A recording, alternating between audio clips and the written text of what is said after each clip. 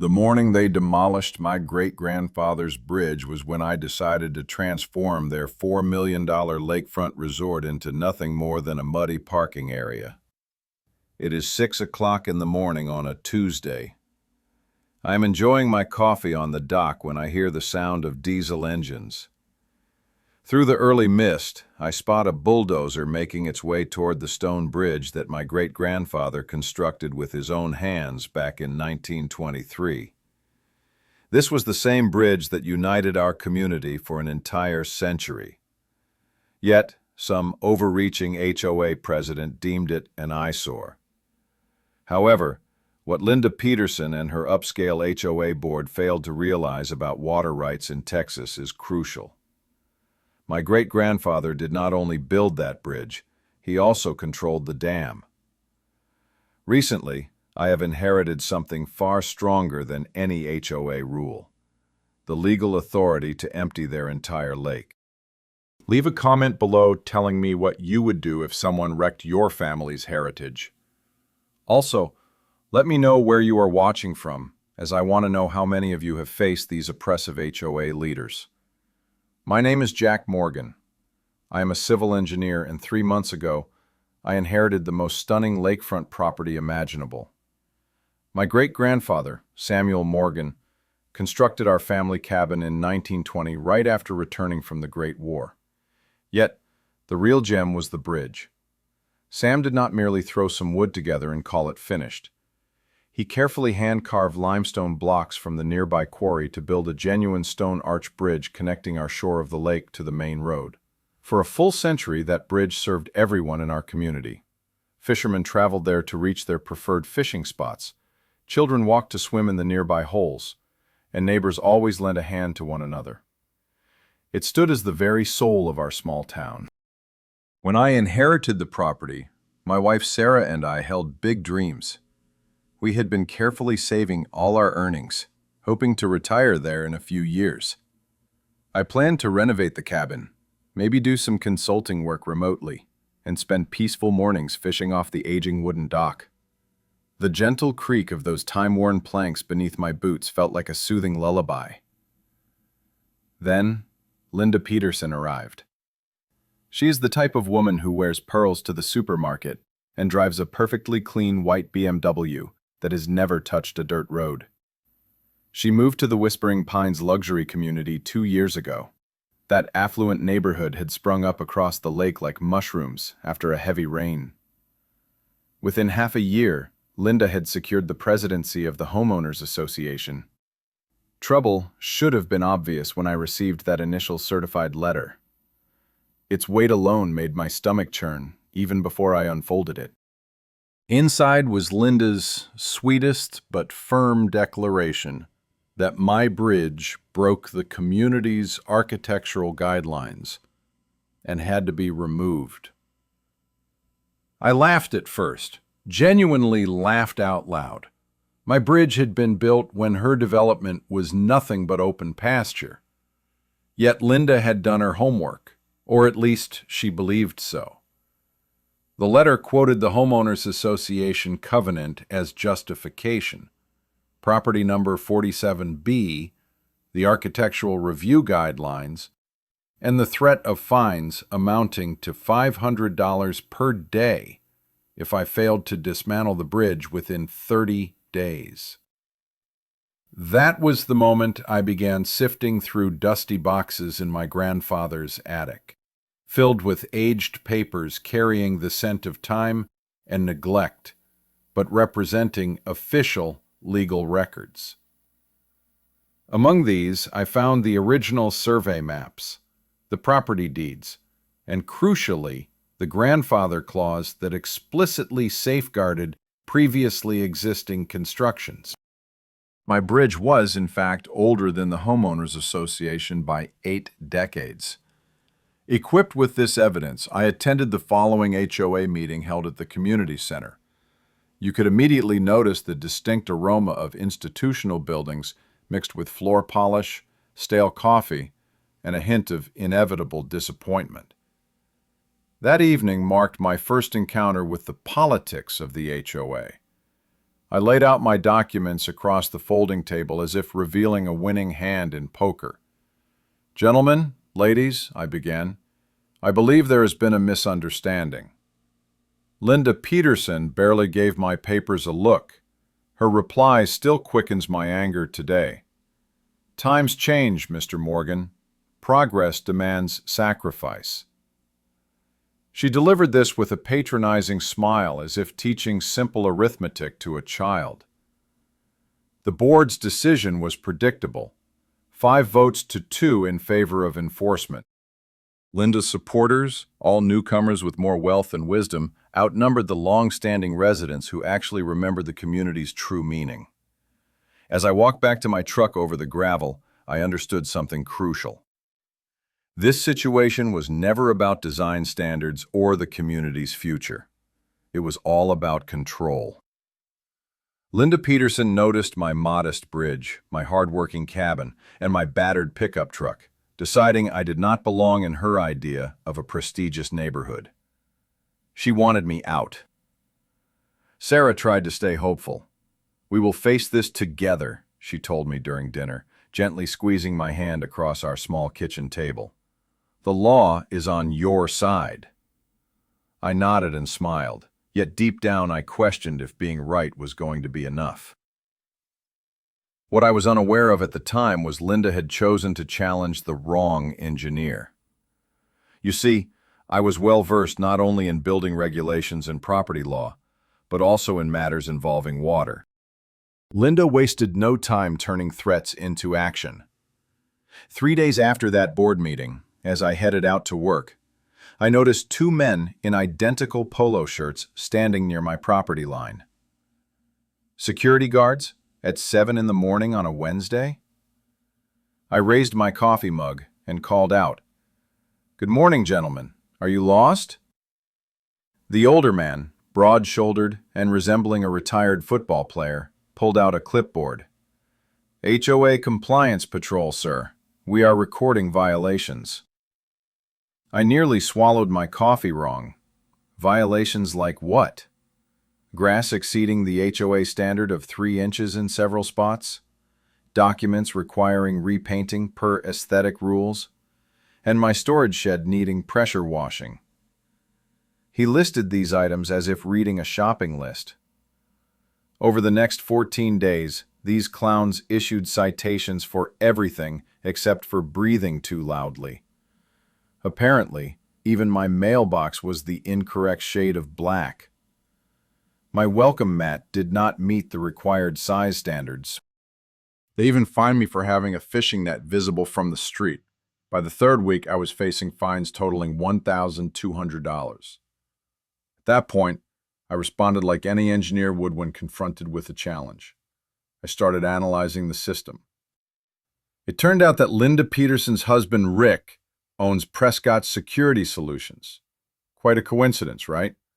The Homeowners Association was paying her husband's firm $3,000 monthly to pressure residents into compliance. I spent one evening browsing the state contractor licensing website and uncovered something surprising. Rick's security license had expired half a year ago. He had been working without authorization the entire time. Here is a valuable insight for you. In Texas, security services employed by homeowners associations must hold a valid license just like any private security company, yet most do not. Always verify their credentials before accepting any violation notices from them. However, my investigation did not stop there. I called in a favor from a friend who specializes in commercial inspections. One Saturday morning, we walked around Linda's immaculate property. Her deck extension had no permits. The pool house was built 6 feet beyond the allowed setback boundary. That elegant Japanese garden she was so proud of, according to the original survey I obtained, extended 3 feet onto my land. Linda had been trespassing for 3 years. The following Monday, I submitted complaints to the state licensing board about Rick's security company and requested a complete survey of the property boundaries. I did not make a spectacle out of it, just treated it as I would any other engineering issue. Documentation is key. Everything. Follow the correct protocols. Let the evidence do the talking. Linda Peterson's reaction was exactly what I expected. Within just 1 week, murmurs began spreading at the hardware store. Jack Morgan has been tough to collaborate with. He is lowering property values with that unattractive bridge. Some individuals simply fail to see what progress really means. One Thursday, Sarah came home from the grocery store, appearing irritated. The cashier hardly looked at her, she explained, and Mrs. Patterson from the flower shop behaved as if she carried some contagious disease. That was the moment the anonymous complaints started piling up. Someone contacted the county, accusing me of building a structurally unsafe bridge. Another informant claimed that I was dumping harmful chemicals into the lake, which was quite amusing because I am an environmental engineer dedicated to monitoring water quality every day. But this is where Linda Peterson made her first serious error. While she busied herself acting like the local politician, I focused on my strengths, analyzing technical reports. I had submitted a public records request for all documents related to water rights and dam management around our lake. What I discovered in those old county archives caught me completely off guard. There were maps I had never seen before, illustrating water flow patterns dating back to the year 1920. I also found engineering reports from my great-grandfather's time, and most importantly, paperwork about something called secondary water rights that had never been officially transferred to the Homeowners Association. I spent the entire weekend walking through the area, trying to piece everything together. I observed the lake with the precision of a surveyor, carefully noting how the water shifted. The resort that Linda Peterson kept boasting about, the one meant to elevate the status of our community, had a significant weakness. Their entire business relied on stable water levels. Their boat docks, lakeside restaurants, and extravagant water features all depended on the lake remaining perfectly steady. The scent of diesel fuel still lingered from their construction machines, adding a bitter taste to the situation. Linda was so obsessed with my small stone bridge that she never took the time to see the broader picture. That evening, I drove home with a clearer grasp of my predicament. Linda believed she was playing chess, moving her HOA pieces strategically to push me out. But she did not realize I was not just any homeowner to intimidate. I was the person who truly understood the lake's behavior. Linda Peterson's following move arrived without any warning or subtlety. One Tuesday morning, I was working in my home office when I heard trucks pulling up outside. Not just one, but 3 county vehicles, along with a man wearing a hard hat and carrying a clipboard that typically spells trouble. Jack Morgan, the inspector, appeared as if he would rather be anywhere else. He said, "There has been an anonymous report concerning structural issues with your bridge. I am here to perform a safety inspection." An anonymous tip. Exactly what I expected. I could almost sense Linda's luxurious perfume wafting through the morning air. The inspection lasted 4 hours. This unfortunate man examined every single inch of my great-grandfather's masonry, using calipers and moisture detectors. When he was done, he seemed almost ashamed. "Mr. Morgan, your bridge remains as sturdy as the day it was completed." However, he checked his clipboard and added, "Modern regulations demand seismic reinforcement for buildings of this magnitude. The projected cost to meet these standards is $3,000. You have 10 days to present your plans for improvement, or we will have no choice but to condemn the structure." $3,000 for earthquake safety in Texas, a place where the most significant seismic incident anyone remembers was merely an explosion during highway construction. But here is where Linda got resourceful. The inspector handed me a business card alongside the citation. "Prescott Construction can manage the necessary repairs." Rick Prescott provided a quote of $12,000 and claimed the job would be finished within a week. I looked at that card as if it were a venomous snake. Rick Prescott, Linda's husband, offering to solve the issue his wife had caused for a hefty $12,000. What a remarkable coincidence. That evening, I began making calls, starting with the State Contractor Licensing Board, where a helpful woman named Maria accessed Rick's record. "Sir, Mr. Prescott's contractor license expired 2 years ago. He is not legally permitted to work as a contractor." Then I phoned my friend at the county building office. I asked, "Jack, that seismic rule only concerns new builds and major renovations, right? Existing constructions are exempt unless they are genuinely hazardous." Here's your second intriguing insight. Water rights in the American West frequently precede modern property regulations. They can override homeowners association guidelines, zoning laws, and sometimes even eminent domain. Equipped with this knowledge, I chose to investigate those water rights documents more thoroughly. What I uncovered in the county records made my hands tremble. My great-grandfather had not merely constructed a bridge and a cabin. He possessed secondary water rights to the entire lake system, granted back when this region remained mainly ranch land. These rights encompassed a concept known as flow management authority.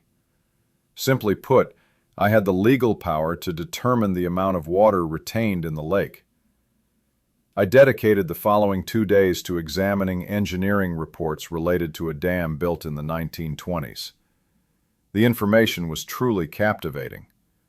The original engineers designed bypass channels that could reroute water away from the principal dam.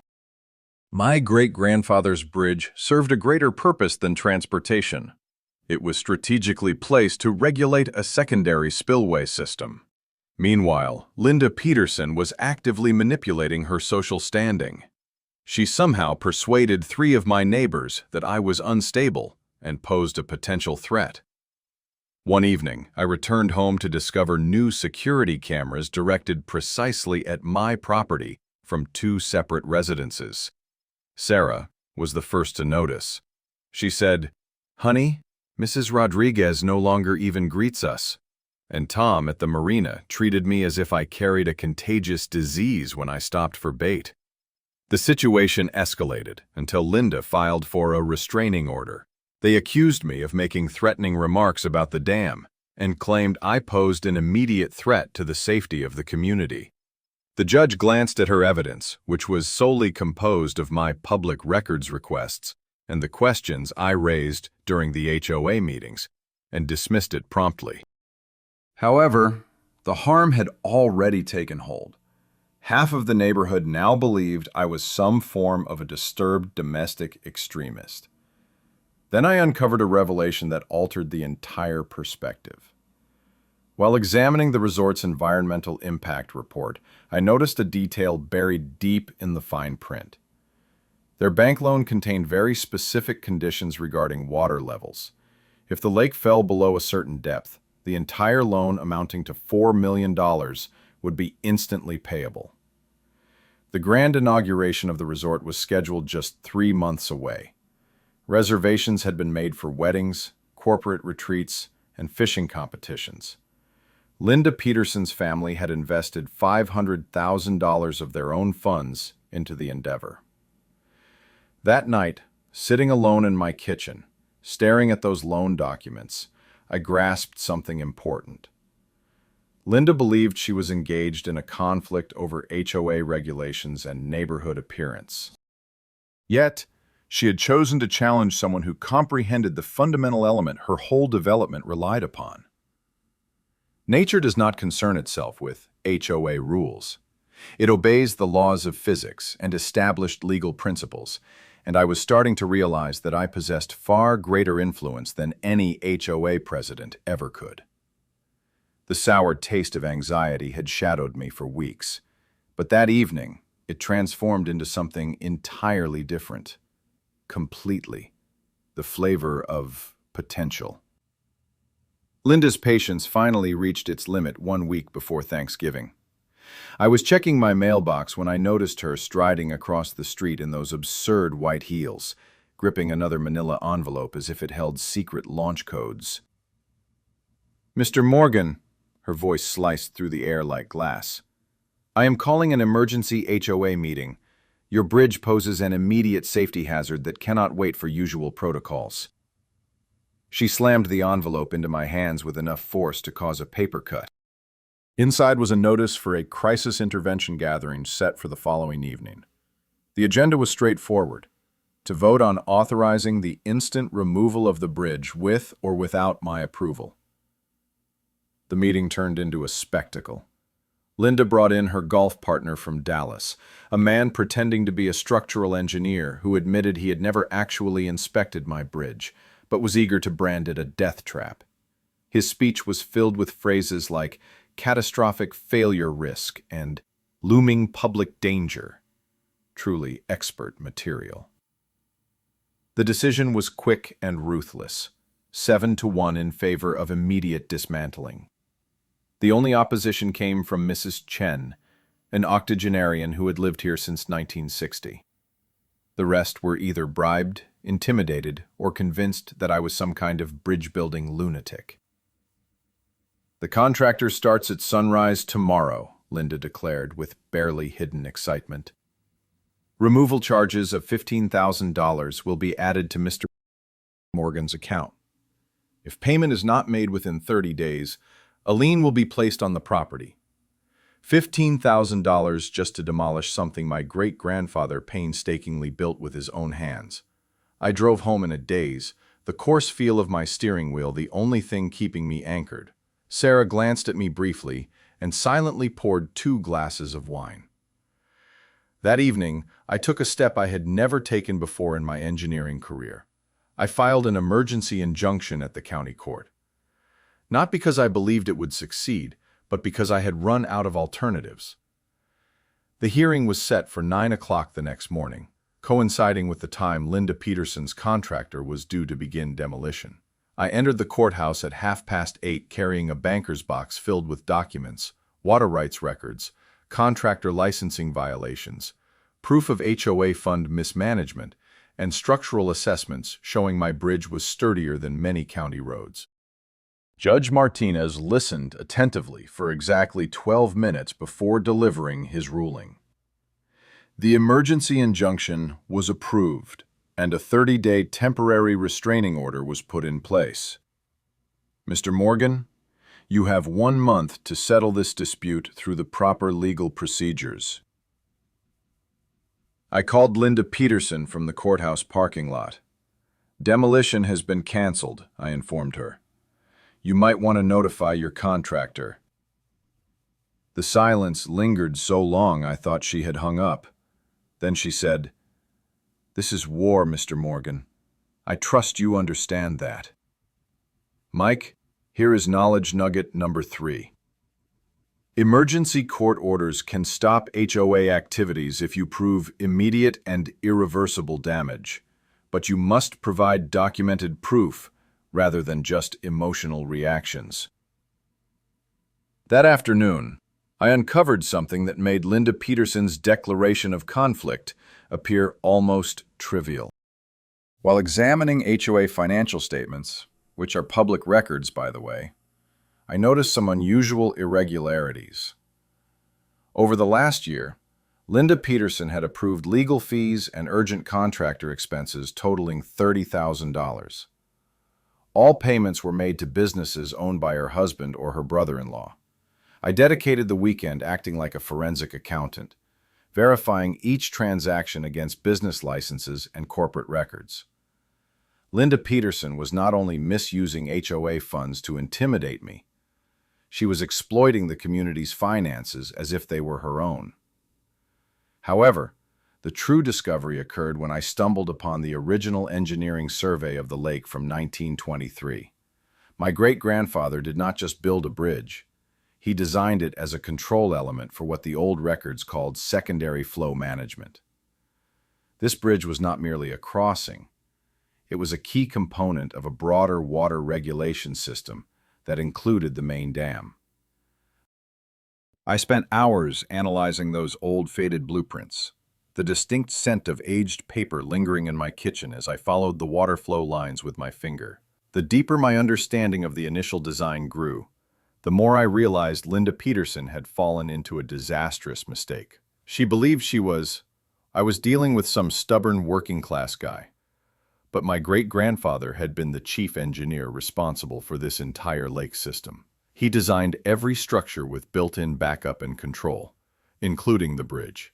That Sunday evening, I reached out to my old professor from M&M, a specialist in historic water rights law. After I explained the situation, he was silent for quite a while. Then he said, "Jack, if what you are telling me is correct, you do not just own a bridge. You have authority over water management for the entire lake system. This is no longer a simple community issue. This falls under federal water rights law."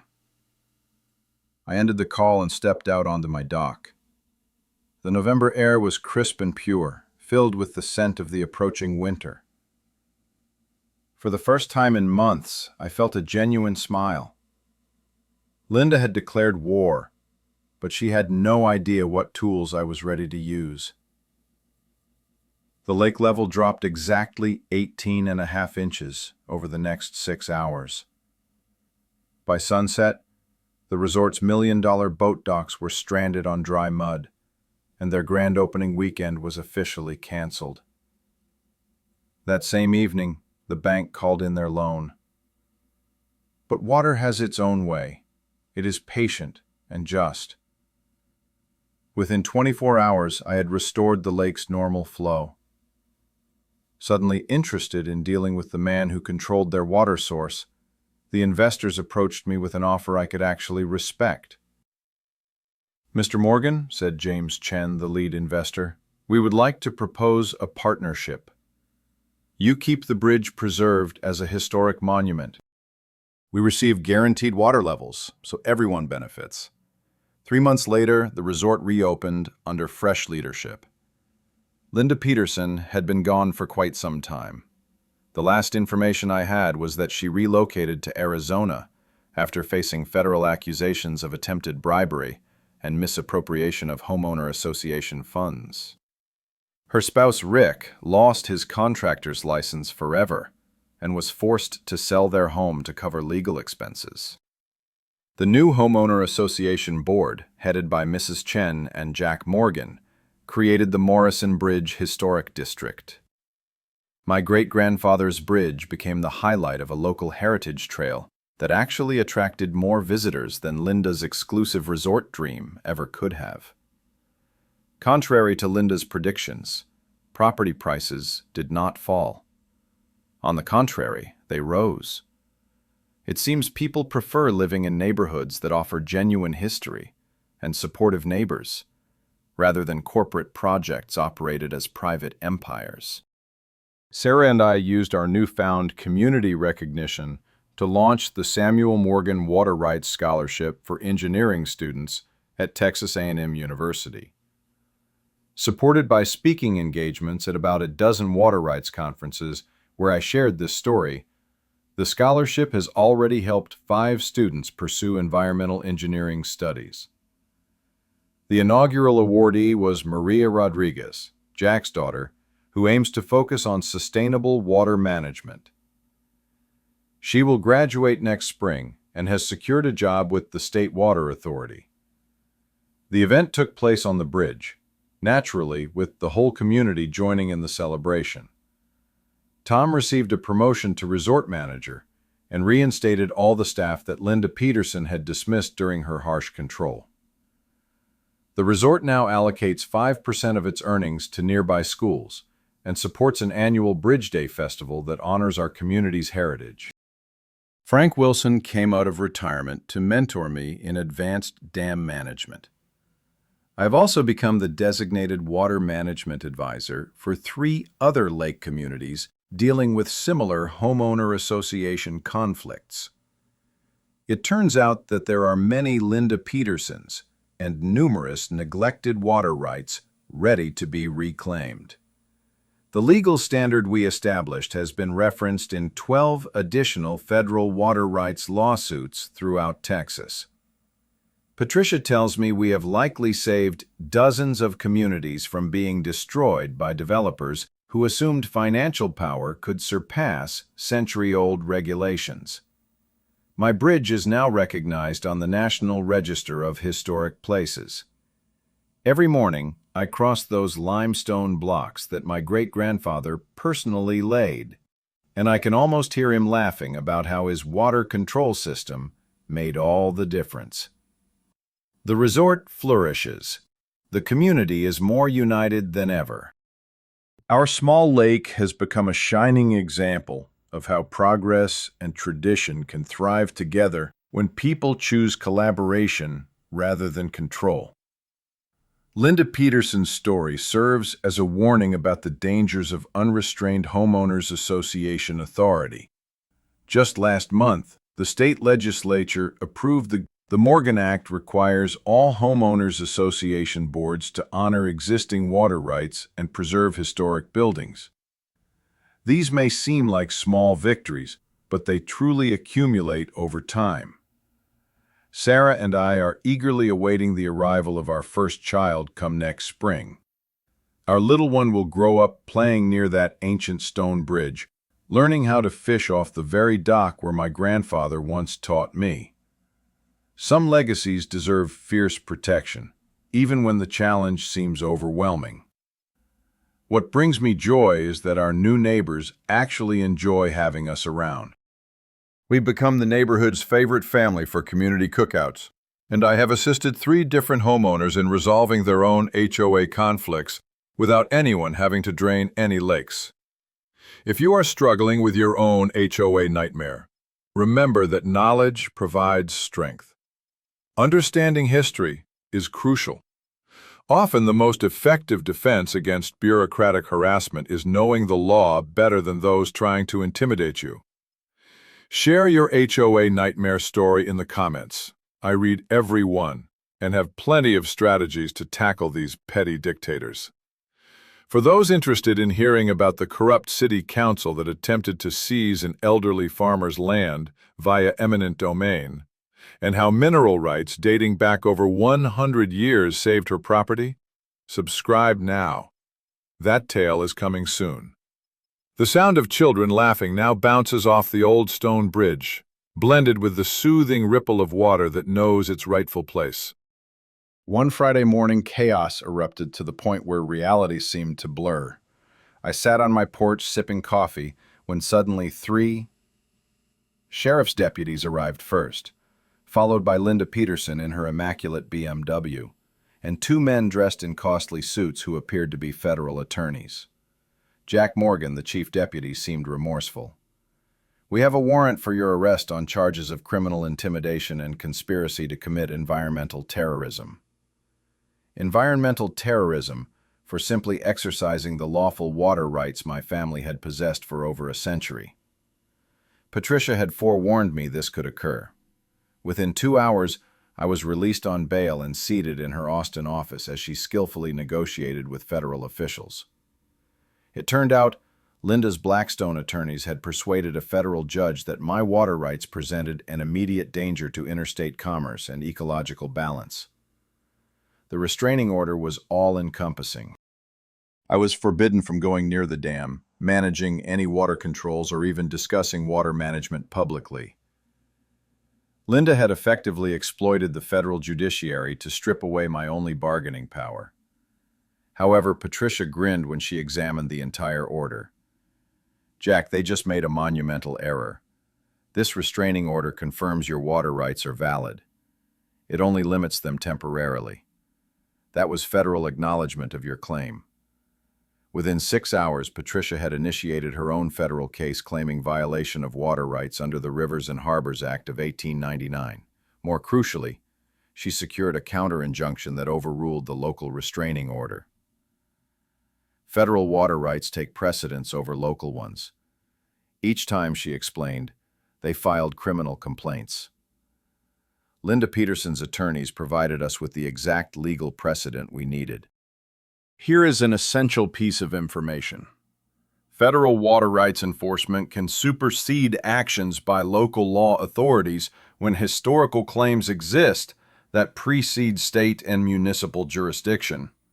Yet Linda was far from finished with her relentless campaign. That very afternoon, I found out she had hired a private security company to guard the dam around the clock. These were no ordinary guards, but former military contractors who looked like they had stepped out of a Hollywood action film. Sarah returned from the grocery store with news that made my heart sink. "Honey, there are news crews at the end of our street, and Mrs. Patterson told me Linda has been spreading rumors that you plan to contaminate the water supply." Poison the water supply. Linda had crossed the line from mere harassment into outright character assassination. The media frenzy erupted over the weekend. Local television channels broadcast segments about domestic eco-terrorism and water rights extremism. Linda appeared on 3 separate programs portraying herself as a vigilant community member, protecting innocent families from a disturbed individual armed with dangerous knowledge. However, the publicity cut both ways. By Sunday, property rights groups from across Texas were calling to express their support. Environmental attorneys offered their services without charge. Even some employees from the resort discreetly reached out to voice their backing for my stance. The community was deeply divided. Longtime locals who recalled my great-grandfather stood firmly behind my family's legacy. Meanwhile, the newer inhabitants, fearing a drop in their property values, supported Linda Peterson's development plans. Monday arrived with the drastic move Linda had been preparing for. The HOA board convened an urgent meeting aimed at protecting the community and approved any necessary actions to block my access to the dam. Essentially, they decided to hire armed personnel to prevent me from exercising my federally protected water rights. That moment marked a turning point, thanks to Frank Wilson's choice. At 6 in the morning, he called with an offer that left me trembling. "Jack, I've managed this dam for 30 years and never witnessed such chaos over a straightforward matter. I am retiring immediately and recommend you as the temporary dam operator under your water rights." Becoming interim dam operator with official authority and federal rights meant that Linda's private guards could no longer lawfully interfere with routine tasks, including testing the backup flow systems. The situation fell into place completely when Tom Rodriguez reached out with damaging information about Linda Peterson that would shatter her reputation permanently. Wearing a covert microphone during his talks with the sheriff's office, he recorded Linda attempting to bribe him. "Jack, she offered me $15,000 yesterday and asked me to make it seem like you sabotaged the dam controls. She promised that she would ensure I earned a promotion and a raise. I have everything documented. $15,000 for false testimony." Linda Peterson had stepped beyond civil disagreements into serious federal criminal charges. That night, I sat with Sarah on our dock, listening to the soft splash of water against the supports. The scent of rain approaching filled the air, and I could almost feel the electric charge of the impending storm. "Tomorrow is the day," I told her.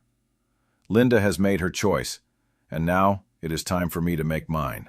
Sarah held my hand tightly. "Your great-grandfather would be proud. Sometimes defending what is right requires difficult decisions." Tuesday morning arrived bright and crisp, the type of morning that sharpens everything and brings clarity. I reached the dam at 8 in the morning, accompanied by Patricia, Frank, and a small group of journalists who had been covering the case closely. Linda was already present with her private security team, 3 sheriff's deputies, and a crowd of legal representatives sufficient to staff a modest office. She positioned herself between me and the dam's controls, like an environmental warrior declaring her final stand.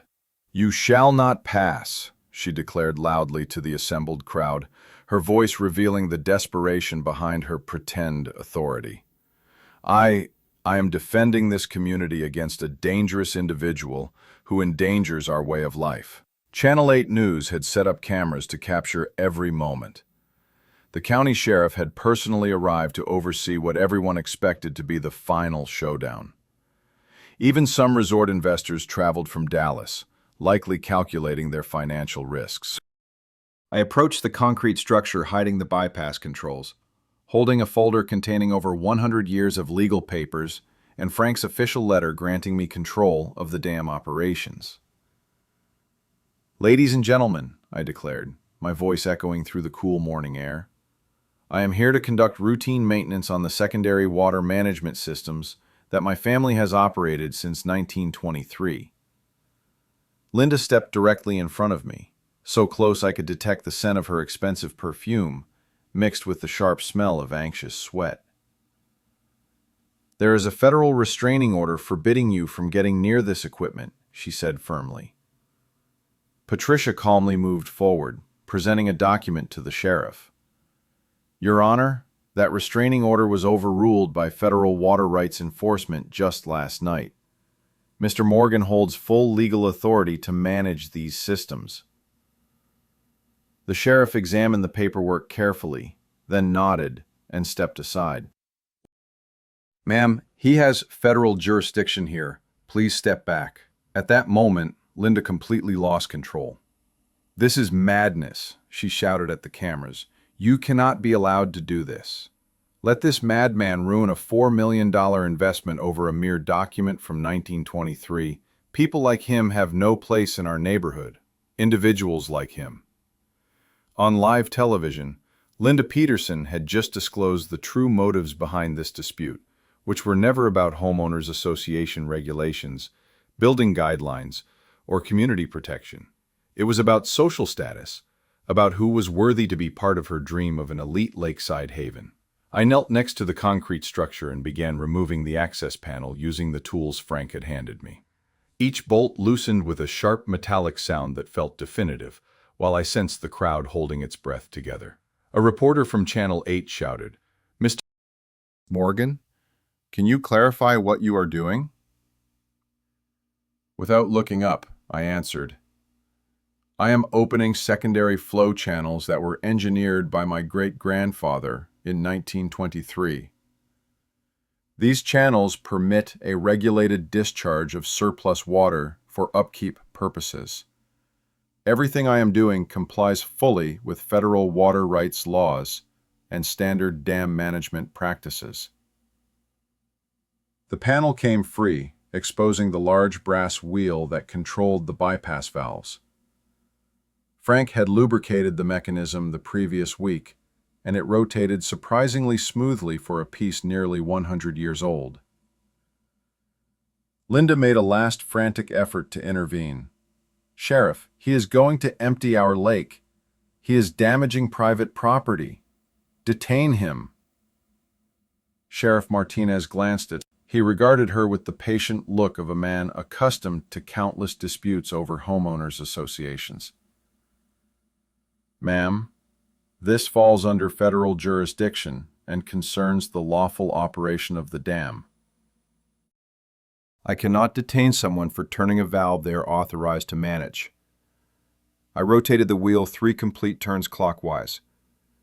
Deep within the dam's century-old framework, mechanisms responded precisely as Samuel Morgan had engineered them.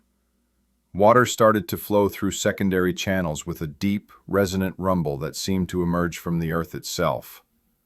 The onlookers were captivated as the lake's water level began to visibly drop. In less than half an hour, the water line pulled away from the resort's dock pilings. Linda Peterson stood motionless, watching her $4 million investment literally leak away. Finally, she whispered, "You cannot do this. You cannot just ruin everything we worked for."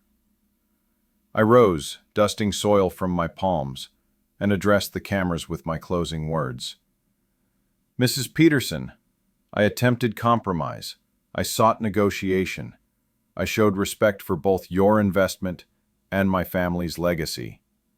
You opted for conflict instead."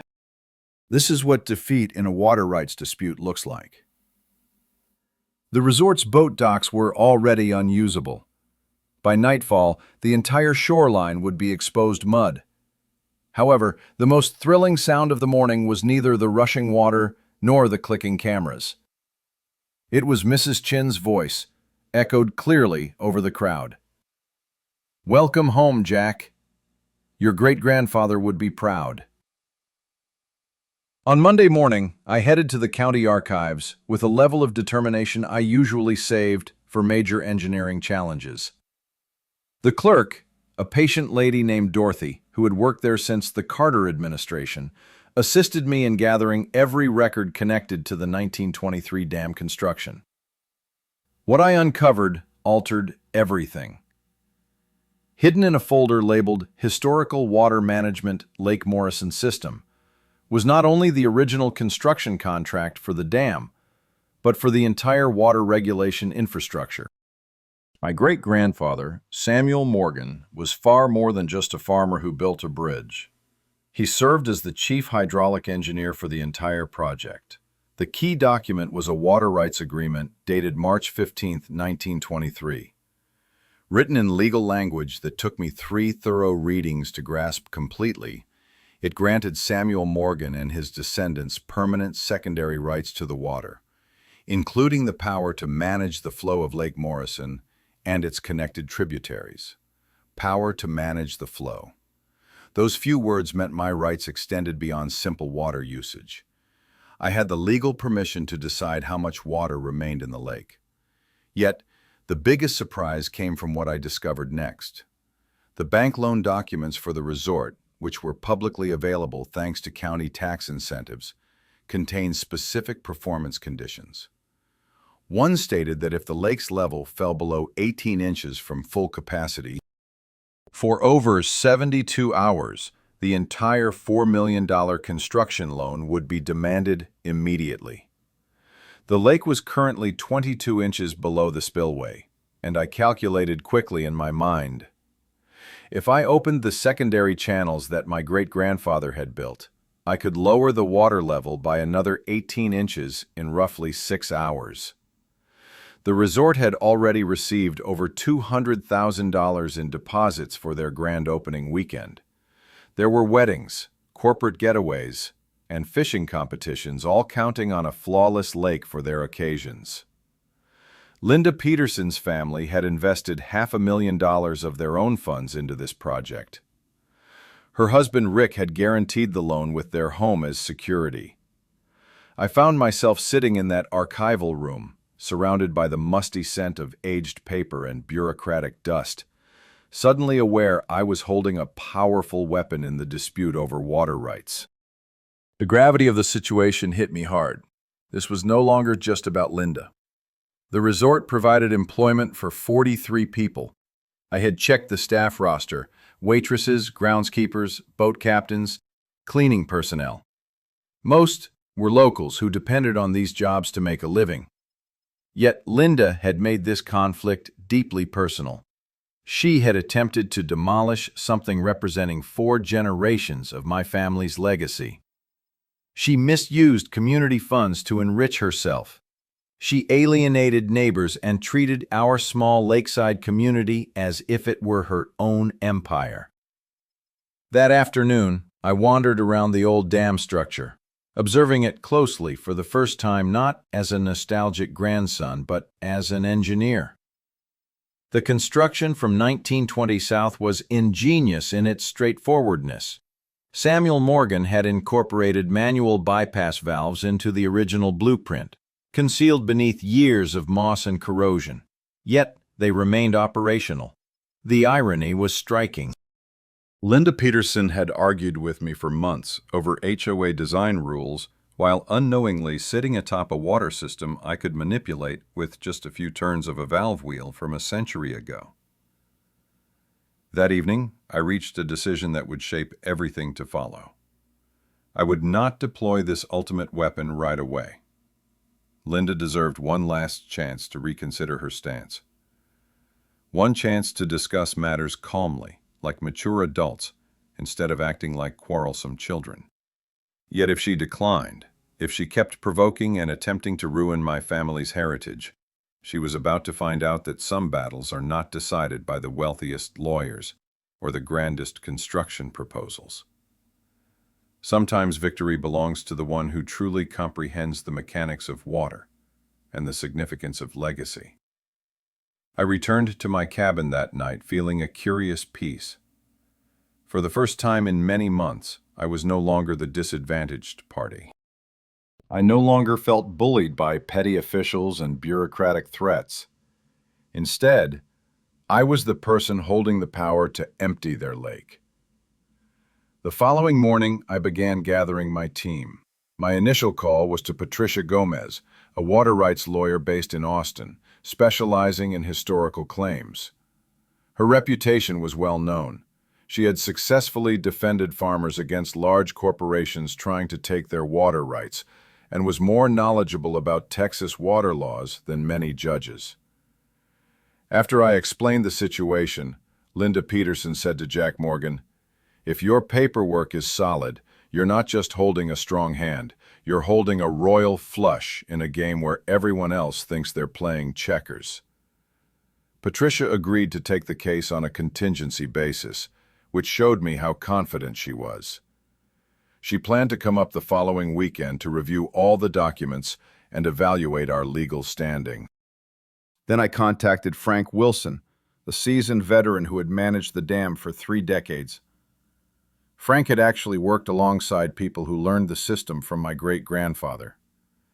If anyone knew the mechanical side of water management, it was him. Frank confessed during coffee at the diner, "Your granddaddy was clever. He built backup systems into everything. The new folks at the resort don't even realize those bypass channels exist. They haven't been used since the drought of 1986. He agreed to guide me through the entire system and explain how the manual controls operated. More importantly, he confirmed that everything I aimed to do was not only legal, but well within the usual dam operation limits. My team started to grow. Mrs. Chen, the elderly neighbor who was my only supporter on the Homeowners Association board, introduced me to Tom Rodriguez, the resort's maintenance worker. Tom found himself caught in the middle of the conflict. He needed his position, but he had grown up fishing near my great-grandfather's bridge and truly understood its importance to the community. Most of the employees were aware of the situation. "Linda's giving us trouble," Jack confided. "She treats the staff like they are worthless and disregards the local contractors completely. But we cannot risk losing our jobs just to stand up for what is right." Sarah's sister Monica, who works as a paralegal in Dallas, kindly offered to assist with the investigation. In just 2 days, she gathered an extensive portfolio of evidence exposing Linda's financial misconduct and violations against the Homeowners Association. The proof was overwhelming. Linda had been stealing community funds for several months. Here's what I discovered about building a legal approach. Lawyers specializing in water rights generally charge $300 per hour, but long-standing claims can be worth millions when supported by proper documentation. During Patricia's visit on the weekend, she explained our plan for negotiating with Linda. We would propose a solution allowing her to save face. I would retain control of the bridge. She would gain architectural approval power over all new building projects. The resort would be guaranteed minimum water supply levels for their activities, and Linda could claim success for upholding community standards. However, we also prepared a more aggressive path in case Linda refused to negotiate. I was legally empowered to enforce my water management rights. Patricia clarified that this might involve regular upkeep of secondary water channels, which included releasing enough water to lower the lake level beneath the threshold tied to the resort's loan conditions. The remarkable aspect was the timing. It was the season when spring runoff was coming to a close, meaning any water I let out would not be naturally replenished for several months. By the time the lake filled up again, the resort would have lost its entire summer season. On a calm Tuesday morning, Jack Morgan patiently explained the mechanical process to me. The bypass valves were concealed beneath a concrete cover that appeared to be part of the original dam design. "Your grandfather created this so a single person could operate it using simple tools," Jack said. "Turning the wheel clockwise channels water through an alternative route. Turning it back stops the flow." I practiced repeatedly until I could manage the system without looking. The wheel moved with surprising smoothness for something unused for decades. It was a testament to Samuel Morgan's exceptional engineering. We set our schedule carefully. I planned to give Linda Peterson one last chance to negotiate at the upcoming Homeowners Association meeting. I would present a straightforward, fair proposal in front of witnesses. If she agreed, it would be a win for everyone. If she declined or pushed back, I intended to assert my water rights. The Monday that followed, Monica had gathered all the necessary documents for potential media exposure. These included property records, water rights certificates, proof of Linda's financial misdeeds, and a detailed timeline illustrating her increasing harassment. If this matter went public, we wanted the story to be unmistakably clear. A reasonable property owner against a corrupt HOA leader. Sarah and I spent many hours preparing. On Sunday night at our pier, I watched the sunset turn the lake into shades of golden and red. The gentle splash of water brushing against the pilings created a calming atmosphere. Yet beneath that calm was a growing tension hinting at imminent change. Sarah asked softly, "Are you certain about this?" as her hand reached out to hold mine. I tightened my grip on her fingers, savoring the warm air filled with the promise of summer. Linda Peterson made her choice when she decided my family's heritage meant nothing to her. Now, I am simply making sure she faces the repercussions. Tomorrow will be Linda's last opportunity to end the conflict she triggered. After that, the lake will reveal who truly holds control in this struggle. Linda must have anticipated what was coming because 3 days before the planned HOA meeting, Patricia called with news that turned my morning coffee bitter. "Jack Morgan," she said. "Blackstone and Associates from Dallas have been hired. They charge $2,000 per hour and specialize in destroying property rights claims." This fight was getting serious. Blackstone wasted no time filing motions to dispute my water rights paperwork, arguing that the agreements from 1923 are outdated and have been replaced by current zoning laws. They also asked for an emergency hearing to lift my injunction, insisting I pose a danger to the lake's environment. Yet Linda's panic showed in other ways as well. Rumors around town whispered that she contacted resort investors, fabricating outrageous stories about me making terrorist threats and planning to wreck the development. The anxiety was overwhelming her. On Thursday evening, she convened her own emergency HOA meeting. The purpose was straightforward: declare me an obvious and immediate threat to the community's safety and approve any necessary actions to safeguard the resort investment. I entered the meeting carrying a folder full of evidence that could permanently end Linda Peterson's control, accompanied by Patricia Frank. The community center was filled with a nervous mixture of sweat and cheap perfume. Linda's supporters had evidently made great efforts to fill the room with their allies. I addressed the crowd during the public comment period saying, "Ladies and gentlemen, I would like to present a final proposal to settle this dispute." I laid out my water rights papers on the table, followed by the resort's loan contracts and a record of Linda's financial misconduct. I agreed to keep my bridge recognized as a historically protected site. In return, I promised to maintain minimum water levels necessary for resort activities and to back architectural approval for any new construction. The room fell eerily silent. You could almost hear Linda's mind racing as she took everything in. "This is extortion," she finally spat out. "You are threatening to destroy a $4 million investment because you refuse to comply with simple community regulations." Patricia rose calmly and responded, "Mrs. Peterson, my client is not making threats. He is proposing to guarantee your water access if you respect his established property rights." That is called negotiation. Linda's face flushed red like a boiled lobster. "I do not bargain with terrorists. This board will not be taken hostage by environmental fanaticism." At that moment, Frank Wilson cleared his throat. "Ma'am, with all due respect, Jack has legal authority over secondary water management that predates your development by 80 years. This is not fanaticism, it is property law. The vote proceeded quickly and as expected. Linda's board dismissed the compromise by 6 votes to 2, with only Mrs. Chen and elderly Mr. Patterson supporting negotiation. Linda seemed convinced she had achieved a kind of triumph. "Mr. Morgan," she declared with dramatic arrogance, "your threats have no influence here. This community will not surrender to your intimidation methods."